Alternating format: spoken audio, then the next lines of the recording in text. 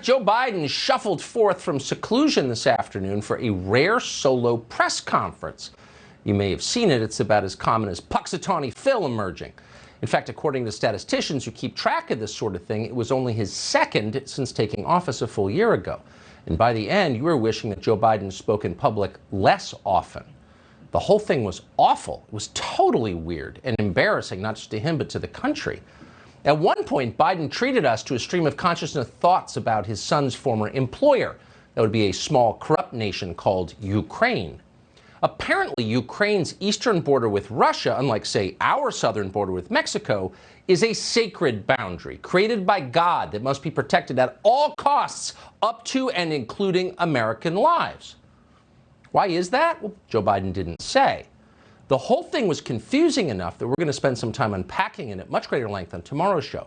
But in the meantime, here's what you should know. You are currently funding a proxy battle in Ukraine against the nuclear-armed Russian military, and that could very well erupt into a hot war that includes you, the United States.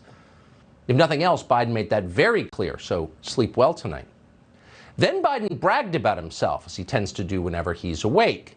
Can you think of any other president who's done so much in a year? He asked at one point. How do you respond to a question like that?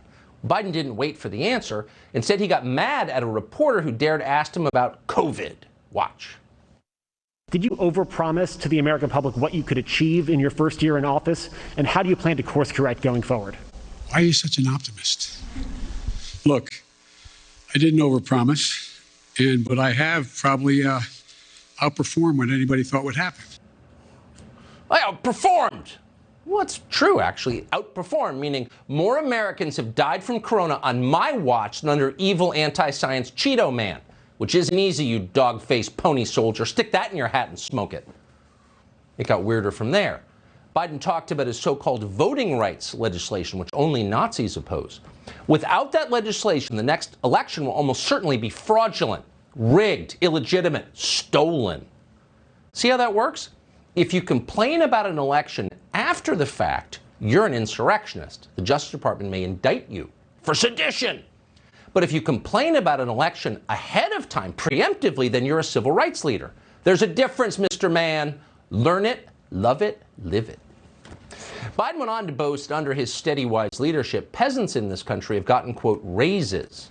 Now, we didn't mention that inflation has already eaten those raisins in a single bite, and next year's raises too, though no one in the press corps bothered to ask anyway. Biden did allow that there are some Americans who are, quote, frustrated and fatigued, but that is not his fault. It's COVID's fault, a disease created by unvaccinated Trump voters and not, we want to be clear about this, not created by his family's longtime patrons in the government of China. They had nothing to do with it. You did it. In any case, the solution, Biden explained, is more testing and more shots. That's why he plans to send a COVID test to every American household and force every last holdout to get the vax. When the hospitalizations are overrunning hospitals and you have docs and nurses out because of COVID, they have COVID. We put thousands of people back in those hospitals. Look at all the military personnel we have there. First responders. Nobody is ever organized. Nobody is ever organized a strategic operation to get as many shots in arms by opening clinics and being able to get so many people vaccinated. What I'm doing now is not just getting significant amounts of vaccines to the rest of the world, but they now need the mechanical way is how they get shots in arms. So we're providing them to know how to do that. How many prepositions were slaughtered in those paragraphs you just heard? We lost count. But here's the headline, and you've never heard a president brag about this. We put soldiers in the hospitals, Biden said. That's a win. So next time you get a prostate exam, rest easy. Men with guns are there. There's no reason to be afraid. But Biden's not stopping with that accomplishment. There's more to do.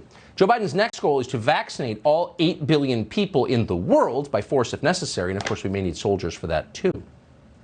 I would hope that what happens is the rest of the world does what I'm doing and provides significant amounts of the vaccine to the rest of the world, because it's not sufficient that we just have this country not have the virus or be able to control the virus, but that we can't build a wall high enough to keep a new variant out. So it requires, one of the things that I want to do, and we're contemplating figuring out how to do, we are contemplating how to get done. And that is, how do we move in a direction where the world itself is vaccinated? The whole world. Those damn Africans better start taking the shots, because walls don't work. You build a bigger wall, they just build a bigger virus. That's what the president said. If you take 3 steps back, it's kind of amusing in a sad way. Here you have daffy old Joe Biden still yammering on about vaccines. Get your 3rd shot, or no hot dogs for you. That's an order. But actually, as he's been in seclusion in Delaware, the rest of the world has moved beyond orders. No one is listening to Joe Biden anymore. He is weak. He commands no respect. The world no longer cares what he says. And as if to prove it,